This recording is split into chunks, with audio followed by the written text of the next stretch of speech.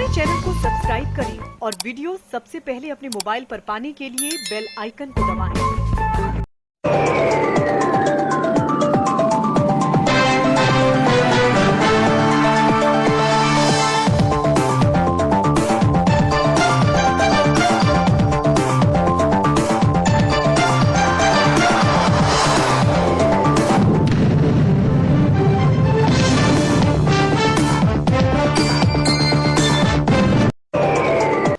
नमस्कार, मैं हूं अनिल वर्मा शेखर।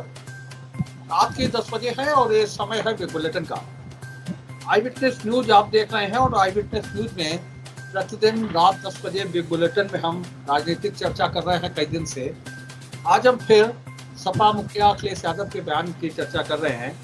कल की प्रेस कॉन्फ्रेंस में अखिलेश यादव ने अधिकारियों को सीधे लहजे में चेतावनी दी है कि वे अपने को संभाल के रखें और उन्होंने सीधे लहजे में कहा है कि समाजवादियों ने सभी की लिस्ट तैयार कर ली है।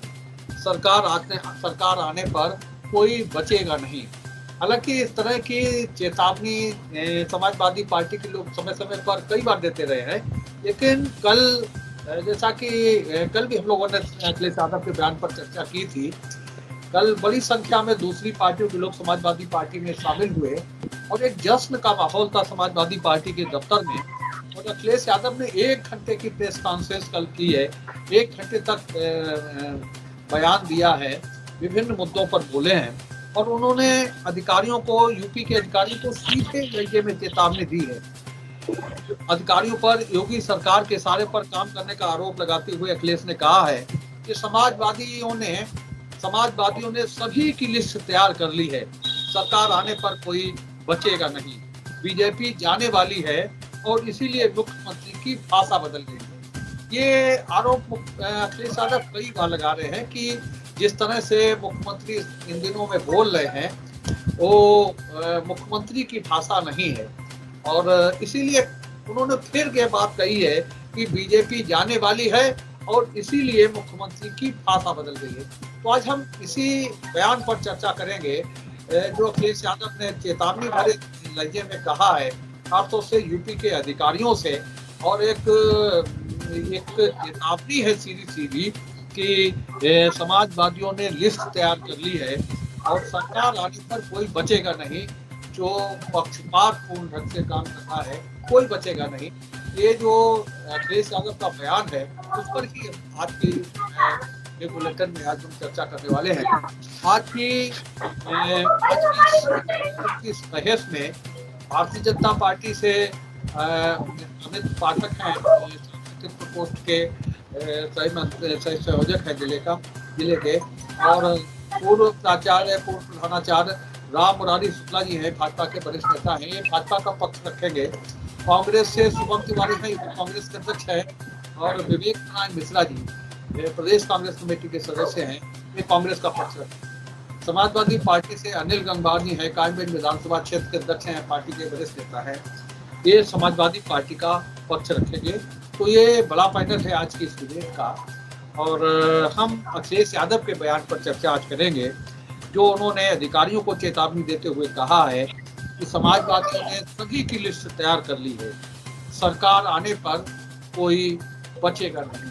और ये तो जो पुराने बयान है वो तो आप सबको याद ही होंगे, हमारे दर्शकों को, कि अखिलेश यादव 400 सीटें जीतने की बात कर चुके हैं। 403 सीटें हैं उत्तर प्रदेश विधानसभा में और 800 सीटें समाजवादी पार्टी ने जीतने की बात कही है। तो ये बयान अखिलेश यादव का पहले आया है कि 400 सीटें हम जीतेंगे और इसके बाद में उसी से जोड़ते हुए हम इस बयान को ले सकते हैं जो उन्होंने कहा है, अधिकारियों को चेतावनी दी है कि समाजवादियों ने ऐसे सभी अधिकारियों की लिस्ट तैयार कर ली है जिनका पक्षपातपूर्ण है और ऐसे कोई अधिकारी बचेंगे नहीं क्योंकि समाजवादी पार्टी की सरकार आने वाली है।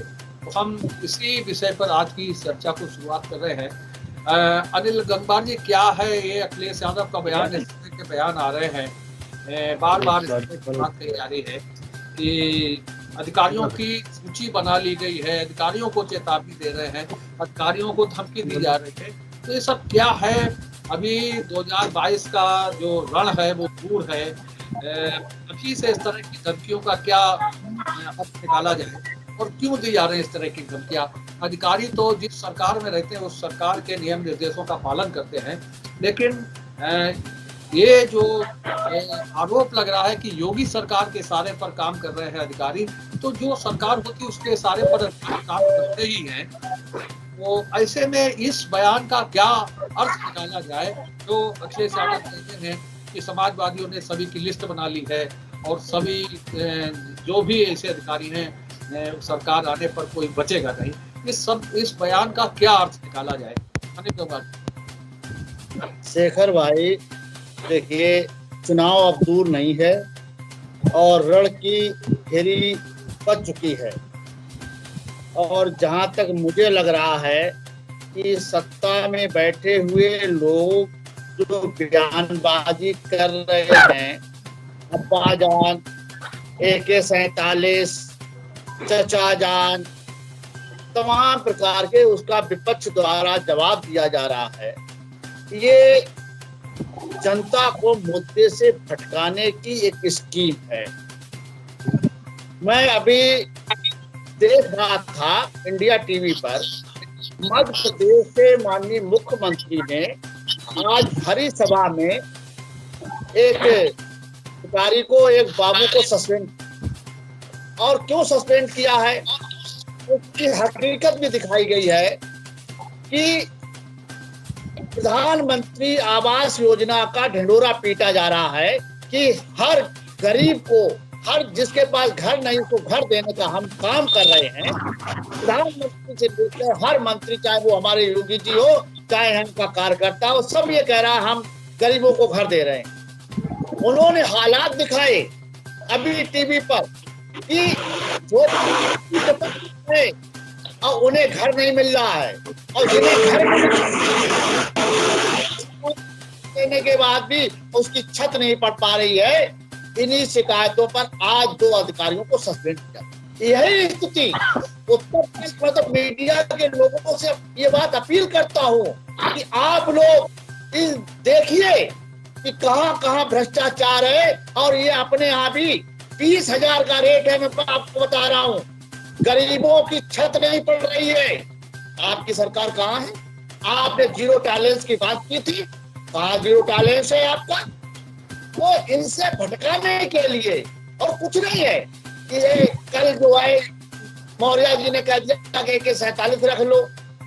आज हमारे राष्ट्रीय अध्यक्ष ने कहा कि जो है कि जो सरकारी अधिकारी है वो इशारे पर काम कर रहा है, इसलिए उनके समाजवादी पार्टी के लोगों ने नाम लिख लिए। तो प्रताड़ना क्यों कर रहे हो?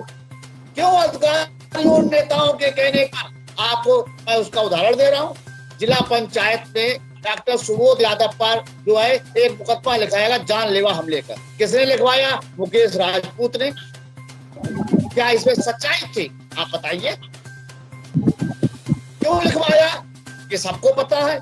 इसी प्रकार से अभी आपने देखा कि उसका जो है बिना कम प्रकरण उठा, उसने कहा घर भेज जाएंगे। वहां एक बीजेपी कार्यकर्ता उसका शोषण कर रहा था। तो इस प्रकार के कई मुद्दे हैं। जनता त्राहिम कर रही है, लोग परेशान हैं। जो इन्होंने शासन दिए थे वो पूरे नहीं हुए हैं। इसलिए ये इनके मुख्यमंत्री से लेकर सारे नेता ऐसा बयान दे रहे हैं जिससे जनता उसमें उलझ कर रह जाए और विपक्ष उसका जवाब दे रहा है। इसलिए सारी जनता एक गोल गोल चक्कर में घूम जाएगी और जो मुद्दे हैं वो चुनाव तक गुम हो जाएंगे। मैं तो सारे नेताओं से अपील करता हूं, जितने शीर्ष नेता हैं, कि वो जनता को वास्तव में आईना दिखाने का काम करने का वक्त आ गया है। जो वास्तविक तस्वीर है वो जनता को दिखाने। इस प्रकार के ये जो छोटी छोटी बातें हैं इनको दरकिनार कर दीजिए, इन पर चर्चा मत कीजिए। जो सत्ता के लोग बैठे उन्हें करने दीजिएगा, लेकिन सच्ची तस्वीर दिखाइए कि इन्होंने कितने लोगों को आवाज दिलाए हैं, कितना इनके गांव में विकास किया है, क्या वास्तव में किसान की आय दुगनी हुई है।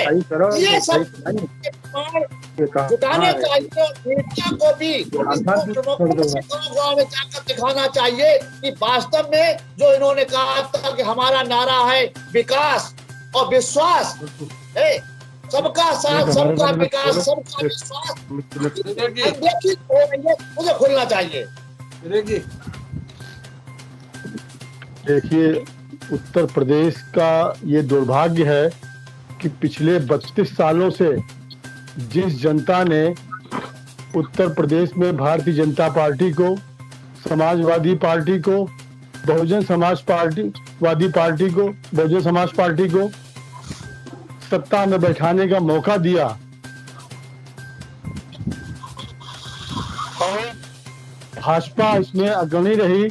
भाजपा ने इन 32 सालों में सबसे ज्यादा सत्ता का सुख भोगा है, कभी पर्दे के पीछे रह के, कभी सीधे सत्ता में बैठ के। समाजवादी पार्टी को अगर सरकार बनाने का मौका मिला, भाजपा ने बनवाई। बहुजन समाज पार्टी को अगर मौका मिला तो ये मौका भाजपा ने दिया। भाजपा ने सत्ता का सुख पूरे तरीके से इन 32 सालों में भोगा है, कभी अपने कंधे पे बंदूक रखे, कभी दूसरे कंधे बंदूक रखे। आज सबसे बड़ा ये है कि दलों ने आज भी जिस जनता के वोटों से, जिस जनता के भरोसे से, जिस जनता ने इनको भरोसे से सत्ता में बैठाया, आज कहीं नहीं हो रही है। आज उत्तर प्रदेश के पूर्व मुख्यमंत्री अधिकारियों की सूची बनाने की बात कर रहे हैं। तो जो हमारे भाजपा के प्रधान मुख्यमंत्री जी हैं, योगी जी, वो आधी रात में अधिकारियों के ट्रांसफर की सूची बना रहे हैं। आप ये भी देखिए कि हमारे देश में रात में कौन काम करता है, रात में काम कौन लोग करते हैं ये सोचिए। और इनके कार्यकाल में सारे काम रातें ही करते हैं। चाहे जीएसटी की घोषणा आप ले लीजिए, चाहे नोटबंदी घोषणा ले लीजिए आप, चाहे ये लॉकडाउन की घोषणा ले लीजिए आप, अधिकारियों की सब काम रातें में करते हैं ये। और रात में काम कौन करता है ये हमारे सब लोग जानते हैं ये। तो आज उत्तर प्रदेश की जनता त्राहिमाम कर रही है, लेकिन उत्तर प्रदेश की जनता की बात कोई नहीं कर रहा है।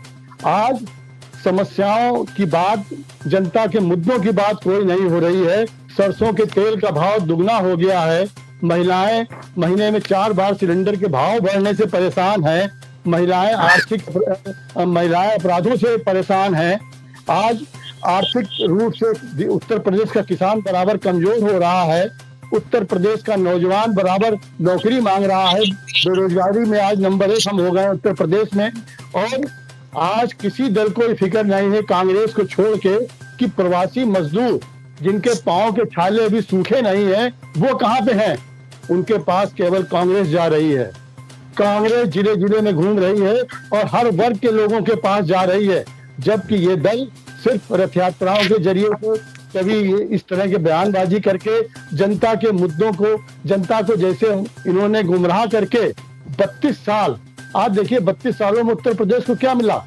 आज 32 सालों में तीनों दल मजबूत हुए, लेकिन जनता कमजोर हुई। आज वही हो रहा है। आज उत्तर प्रदेश में व्यापारी भी परेशान है, औद्योगिक हमारा जो विकास है वो हमारा ठप पड़ा हुआ है। इन सब चीजों को जनता अपना चाहती है। इन पे आप अपना रुख स्पष्ट करिए, आपका स्टैंड क्या है ये। आप उनके बीच की बात नहीं कर रहे हैं, आप बयानबाजी करके उत्तर प्रदेश की जनता को 25 सालों के तरीके से गुमराह करने की फिर कोशिश कर रहे हैं। मैं यहाँ पर अब बोलना चाहूंगा कि आज हम लोग अखिलेश जी के बयान पर चर्चा कर रहे हैं। तो सबसे बड़ी बात यह है कि बीते एक लंबे समय से, कई वर्ष हो गए, करीब 32 साल हो गए हैं, उत्तर प्रदेश की राजनीति के अंदर जो एक बदलाव, हम लोगों की उम्र ये है कि हम लोग सीखते हैं, समझते हैं, देखते हैं, लेकिन जो एक अजीब सा बदलाव आया है, जो भाषा की मर्यादा में जो इस समय बदलाव हम लोग देख रहे हैं, मर्यादाओं से को तार कर दिया गया है उत्तर प्रदेश के अंदर, ये बड़ा गंभीर और चिंतन का विषय है। आप देखिए, हम अखिलेश जी के बयान की बात तो कर ही रहे हैं, जिसमें धमकी भरा लहजा है प्रशासनिक अधिकारियों के लिए, लेकिन हमको भूलना नहीं चाहिए कि संस्कार का ढिंढोरा पीटने वाली भारतीय जनता पार्टी के योगी मुख्यमंत्री जो हैं, वो सदन में खड़े होकर शब्दों का इस्तेमाल करते हैं कि ठोक दिया जाएगा।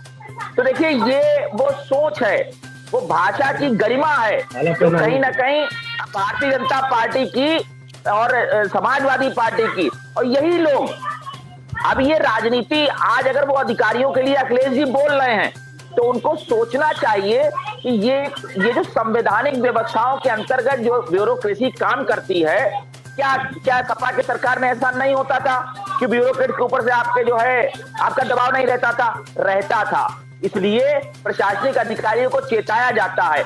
मेरी इस बात पे अभी बहुत से लोग सवाल उठाएंगे, लेकिन मैं पूछना चाहता हूं कि आज आप ब्यूरोक्रेट्स के लिए इस तरीके की बात कर रहे हैं कि ऐसा कर देंगे वैसा कर देंगे, लिस्टें बन रही हैं। अरे साहब, वो जो ब्यूरोक्रेट्स बैठे हुए हैं वो भी आईएएस और पीसीएस हैं।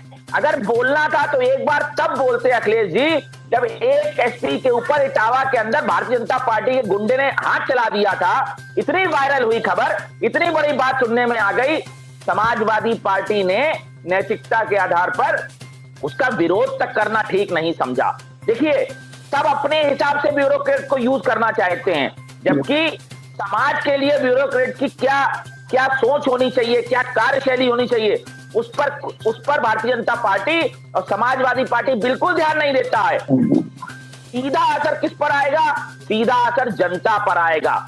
आज भारतीय जनता पार्टी के प्रेशर में ब्यूरोक्रेट्स हैं, उनके ऊपर हाथ चला दिए जाते हैं भारतीय जनता पार्टी के गुंडों द्वारा। उन लोगों को अवार्ड दिया जाता है, उनको बड़े बड़े पदों से सम्मानित किया जाता है।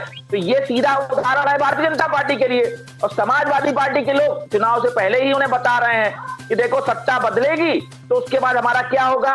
जो लोग आज पदों पर हैं ये वेटिंग में चले जाएंगे, और समाजवादी पार्टी के जो लोग हैं जो इनके हिसाब से काम करें, इनके लोगों की मदद करें। इसमें सीधा जो घाटा है, सीधी जो समस्या है जनता के लिए आने वाली है, यही इन दोनों दलों का मापदंड है कि सरकार में पहुंचना है, सत्ता हासिल करनी है। संवैधानिक व्यवस्था क्या है, देश की एक सोच, एक भावना, जनता के हित की बात क्या है, इस पर ये लोग नहीं बोलेंगे।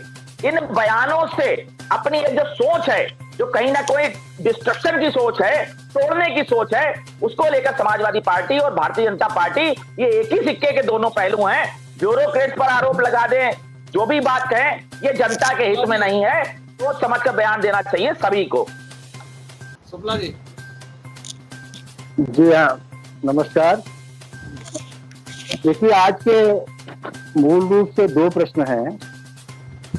एक तो अफसरों को चेतावनी देना। तो देखिए, धमकाने वाली बात नहीं होनी चाहिए कि धमका करके कोई काम हो जाए। अक्सर एक आईएएस और पीसीएस अफसर होता है, वो भी कुछ दिमाग लेकर के आता है, और मैं समझता हूँ ये जितने नेता हैं उनसे तो ज्यादा ही उनके अंदर बुद्धि और कौशल है।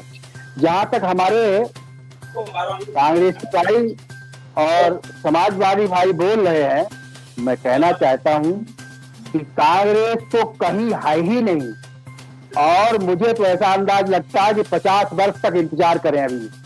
और जहां तक सपा की बात है, वो आधी अधूरी 25% कहीं अगर साथ दे गई तो दे गई, लेकिन इसका भी भरोसा नहीं है। कारण ये है कि बौखलाने लगे हैं। ये कहते हैं चुनाव चिन्ह आप बुलडोजर कर लीजिए, तो कभी इन्होंने सोचा था कि अपना चुनाव चिन्ह, जैसा केसर जी ने कहा कल, आप अपना चुनाव चिन्ह AK-47 कर लीजिए, ये नहीं सोचा। कोई बात कहने से पहले 20 बार सोचना चाहिए कि हम क्या बोल रहे हैं। और जहां तक भाजपा ने पब्लिक के लिए जो किया है, वो आगे सब सामने निष्पक्ष रूप से आ जाएगा। इसमें ये कहने की जरूरत नहीं उन्होंने किया कि नहीं किया या क्या किया, ये सारी बातें सब सामने आने वाली हैं। इसके लिए थोड़ा धैर्य रखने की जरूरत है। अब जहां तक आप कह रहे हैं मकान नहीं दिए, मैं कहता हूं मकान दिए हैं। आप डीएम से एक डालिए सूचना और मांग लीजिए कि कितने मकान दिए गए जिले भर में और पूरी उत्तर प्रदेश में कितने दिए गए हैं। यहाँ पर ऐसे कहने से काम नहीं चलेगा कि मकान नहीं गरीबों को दिए गए। आप डालिए सूचना के अधिकार के अंतर्गत और मांग लीजिए, सही पता चल जाएगा। इसमें कोई गिरह की बात नहीं है। लेकिन यहाँ पर मंच पर बैठ करके ज्यादा झूठ बोलना ठीक नहीं होता है। उन्होंने कोई मकाने नहीं दिए, उन्होंने कुछ बंटवाया नहीं, उन्होंने कुछ किया नहीं। अब क्या किया है ये तो आप पढ़िए, जो हमारी सूचनाएं निकलती है, अखबार कहते हैं, मीडिया कहती है, उसमें देखिए क्या होता है। जहां तक बात भारतीय जनता पार्टी और सपा की है, तो हम ये थोड़ा कह सकते हैं कि सपा कुछ हद तक दौड़ सकती है 10-20 किलोमीटर साथ में, लेकिन कहिए कि 90 और 100 तक दौड़ जाए, नहीं दौड़ पाएगी, कभी नहीं दौड़ पाएगी। आज मैं आपको विश्वास दिलाता हूं। धन्यवाद। चलिए अमित पाठक जी। शेखर भाई, रहा बात सब रही बात समाजवादी पार्टी की, तो मुझे लगता है अखिलेश यादव जी ने उसी समय हार मान ली थी जब उस समाजवादी पार्टी 2017 में सत्ता से चली गई थी। और अखिलेश यादव का अपने मुख्यमंत्री आवास से टोटी लाना और कीमती टाइलों को उखाड़ कर लाना, उन्हें समझ में आ गया कि भारतीय जनता पार्टी की एक विकासशील सरकार इस समय स्थापित हो गई है। अब मैं 10-15 साल इस उत्तर प्रदेश में और इस मुख्यमंत्री आवास में दिखूंगा नहीं। रही बात जो अखिलेश जी कह रहे हैं कि भारतीय जनता पार्टी को अपना चुनाव चिन्ह बुलडोजर रख लेना चाहिए, अरे भाई, हमने तो हिम्मत की है अपराधियों के मकानों पर बुलडोजर चलाने की, आप तो AK-47 उनके घर पर मिली और कार्रवाई नहीं कर सके। कांग्रेस की मित्र की भी बेचैनी भारतीय जनता पार्टी के मापदंड बता रहे थे। कांग्रेस की एक प्रवक्ता हुआ करती थी प्रियंका तिवारी, सभी लोगों को जानकारी है, और भारतीय जनता पार्टी को कोस कोस कर पानी पी पी कर कोसा करती थी, महिला सुरक्षा हो। ये क्या हुआ उनके साथ? कांग्रेस कार्यकर्ताओं ने उनके साथ बदसलूकी की और कांग्रेस पार्टी की दीदी प्रियंका वाड्रा, राजमाता मौजूद थी, किसी ने कुछ नहीं कहा। मजबूरन कांग्रेस पार्टी को छोड़कर उन्हें शिवसेना की शरण लेनी पड़ी।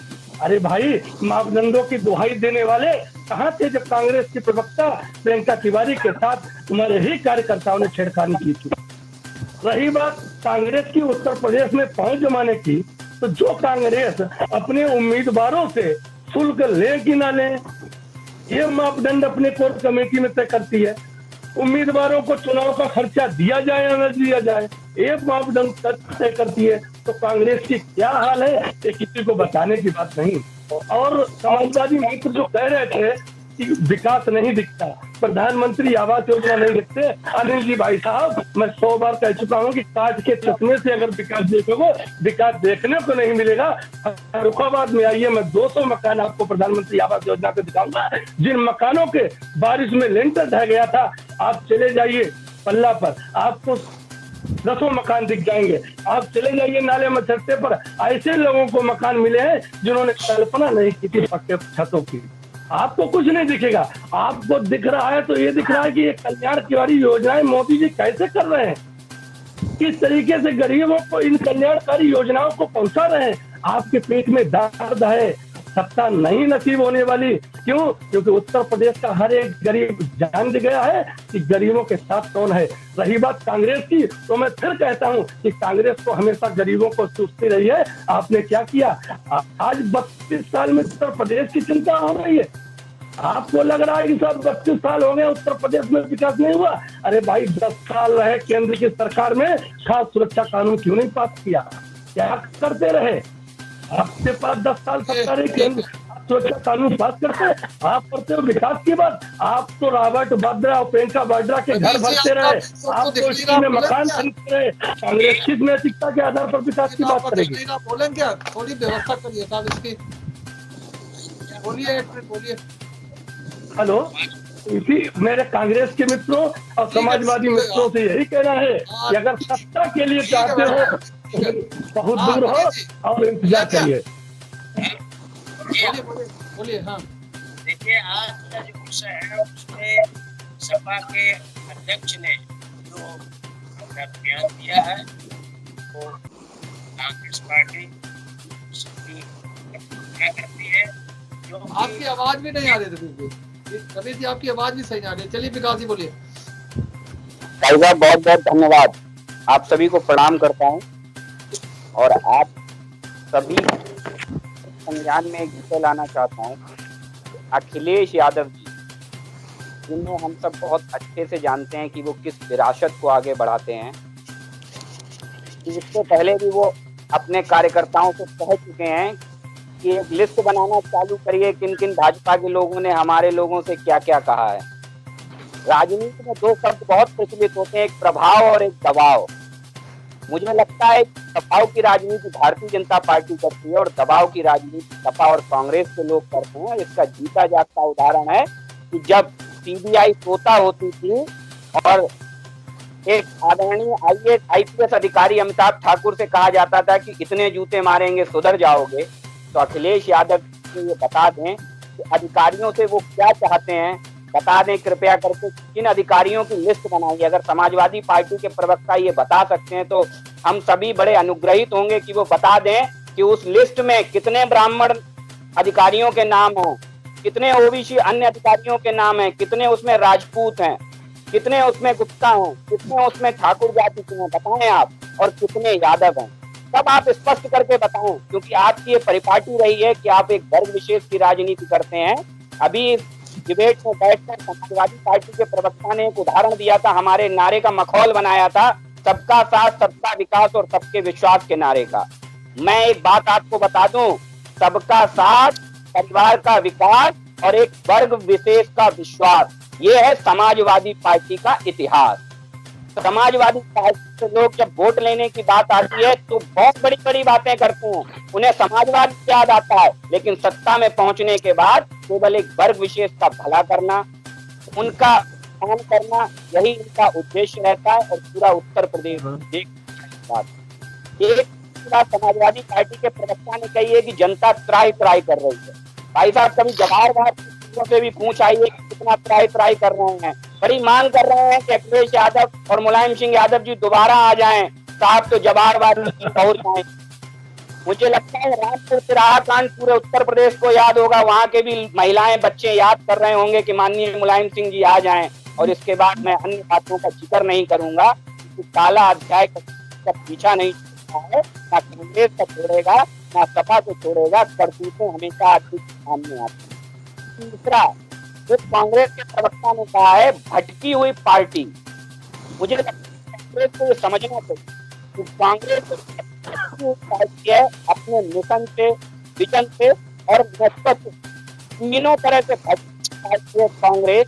तो पता ही नहीं है कि क्या है विषय। अखिलेश यादव के अधिकारियों की लिस्ट बनाने का था और बात कर रहे थे भारतीय जनता पार्टी के। अरे भाई साहब, दोस्ती निभा लीजिएगा, चुनाव आने वाला है, गठबंधन कर लीजिए भाई। ऐसे नूरा कुश्ती जनता को क्यों मूर्ख बना रहे हैं? आप यहाँ फ्लोर पे नहीं लड़ना चाहते हैं समाजवादी पार्टी से। दूसरी चीज, अभी एक कांग्रेस के प्रवक्ता ने बड़ी हमें दलीलें दी और बड़े हम कहा है कि हम बड़े सालीन हैं, ये हैं वो हैं और बड़े उसूल आदर्श वाले हैं। मुझे लगता है हाफिज जी और पेट बड़ा दर्द होता है जब योगी आदित्यनाथ विधानसभा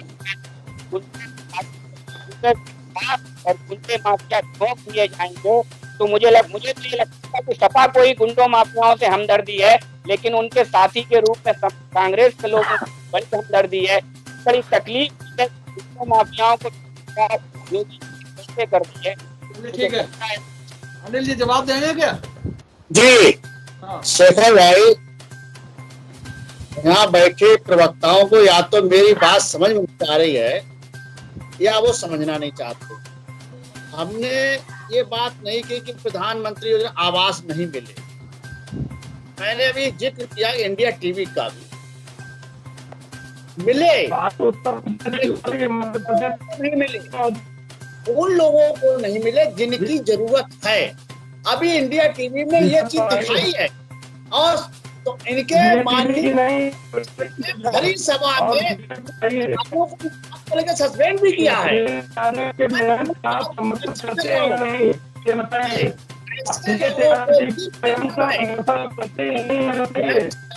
के चलते दो अधिकारियों को भरी सभा में आज माननीय चौहान साहब ने सस्पेंड किया है। अभी की खबर है ये। और जहां तक उत्तर प्रदेश की बात, मैं ये नहीं कह रहा हूं कि आवास नहीं दिए, जो भी कांग्रेस रही, सपा रही, बसपा रही, सबने आवास दिए हैं, ये कोई नई बात नहीं है। लेकिन आज आवास कुछ ऐसे लोगों को दिए जा रहे हैं जिन्हें जो पात्र नहीं है, उनके घर में अखिलेश जी 3-3 बयान महिला पे है। रखिए भाई, अखिलेश जी के बयान पे रखिए, ऐसे तो समय भी नहीं है ना, दूसरा राउंड चल रहा। आ रहा हूँ, उधर ही आ रहा हूँ। तो एक 15 साल हो रही है, 15 साल 47 रख लो, बुलडोजर रख लो, तो ये बात हो रही है। जो हमारा ये कहना है कि चाहे कोई भी दल हो, ये जो है बातें बंद होनी चाहिए और जो वास्तव में जनता की समस्याएं हैं उन पर बयानबाजी होनी चाहिए, उनका आईना दिखाना चाहिए। ये जो जैसी बातें हो रही है ना, ये चचा जान, अब्बा जान, बुलडोजर और अधिकारी नहीं हो जाना चाहिए। चाहिए ये क्या हमने किया, क्या तुमने किया। हाँ और बोलिए, बोलिए। हाँ देखिए, मैं भारतीय जनता पार्टी का जवाब देना चाहूंगा। मैं भारतीय जनता पार्टी जवाब, भैया सुन लीजिएगा फिर बोलिएगा। मुझे बड़ा अफसोस ये है कि भारतीय जनता पार्टी के प्रवक्ता पहले तो सुनते नहीं है, दूसरी बात पढ़ के भी नहीं आते, उन्हें जानकारी भी नहीं है। अभी आदरणीय प्रवक्ता महोदय ने कहा कि जो विकास की योजनाएं हुई हैं, जो नहीं हुई हैं, आरटीआई डालें। तो साहब जानकारी करिए, आरटीआई पर रोक आप ही के प्रधानमंत्री जी के आदेशों पर लगाई गई है।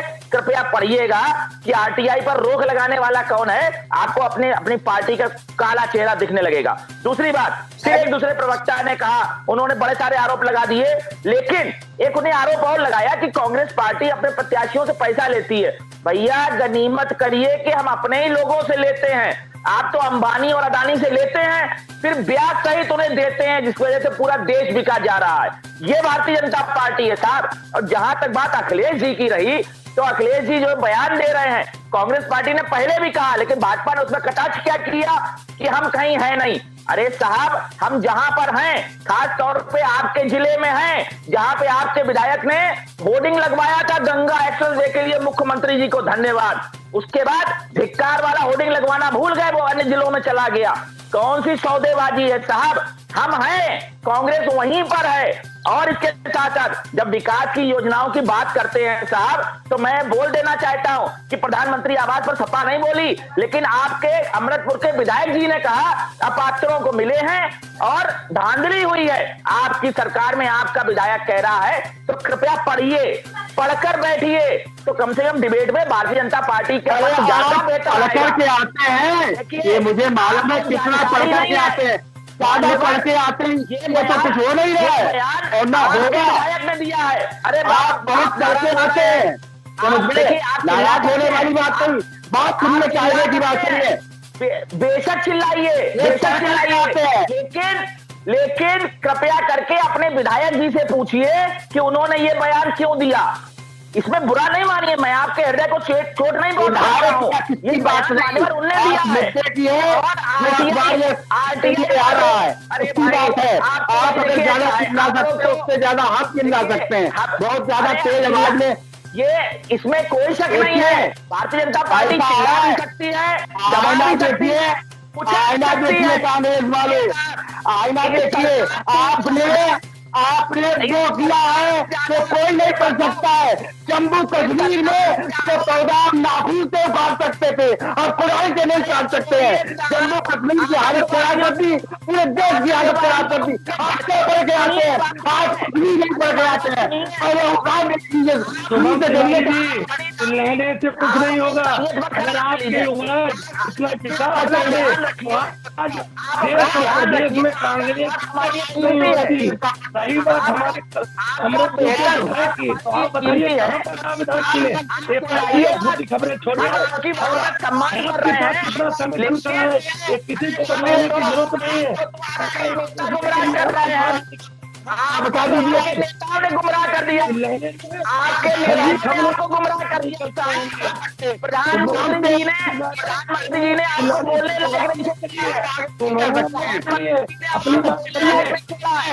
देखिए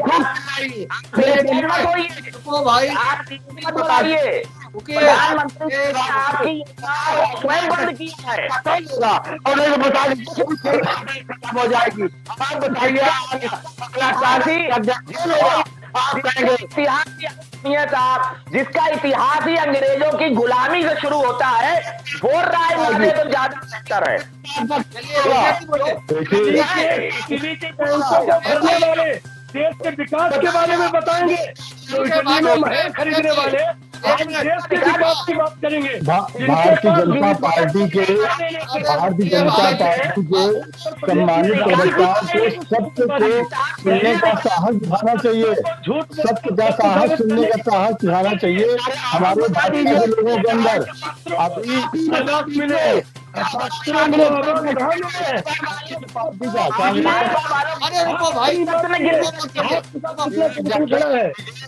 हमारे भाजपा के लोगों को सत्य सुनने का साहस होना चाहिए। ये कांग्रेस वाले ये बताते खाली सुनने का साहस है, लेकिन आप बताइए आपके पास क्या है? इतना समाजवादी पार्टी तिवारी जी के साथ कहाँ पर संगठन खड़ा है, क्या है? इस जिले में कांग्रेस संगठन शून्य है और लोग बात कर रहे हैं सरकार लाने की। जो चीज इसे पूछा गया इंदौर में, सत्य सुनने की बात मत कीजिए, सत्य सुनने की आदत आप क्या रही है? अगर इतना विकास आपने देश और प्रदेश में किया होता जब आपने नहीं होता मुद्दे की बात थी, लेकिन जब खरीदने वाले बताएंगे। रही बात अखिलेश यादव को अधिकारियों को धमकी देने की बात, तो मैं कह देना चाहता हूँ अखिलेश यादव जी, आप सत्ता से कोसों दूर हो, आप सत्ता से कोसों दूर हो। एक मिनट भाई साहब, मैं अति के पढ़े लिखे अपने कांग्रेस के साथियों से एक प्रश्न करना चाहता हूं कि नेशनल हेराल्ड केस में राहुल गांधी जमानत पर क्यों है, ये पूरा देश जानना चाहता हूं। भैया क्या पैसा ले लिया आपने? लगाया था अधिकार की बात है, आपको उसका नहीं है।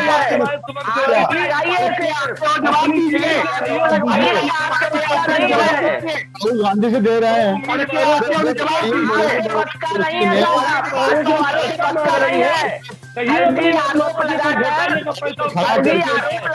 कुछ भी करिए, कोई धरातल नहीं है आपका। भाजपा वाले फर्जी आरोप लगा तो सकते हैं, लेकिन सिद्ध नहीं कर सकते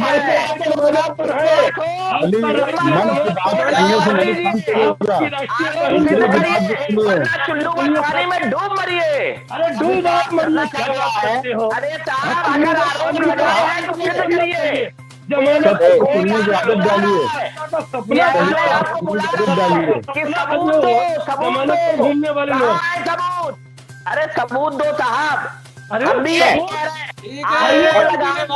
पूरा अधिकारियों को उत्पीड़न के मामले में तुम्हें भाजपा अपने कार्यकाल में उत्पीड़न कराया और सपा ने अपने कार्यकाल में लूटने वाले लोगों को हमारे पास पुख्ता सबूत है। ये तो आना कल दिवस पर मैं दिखाऊंगा।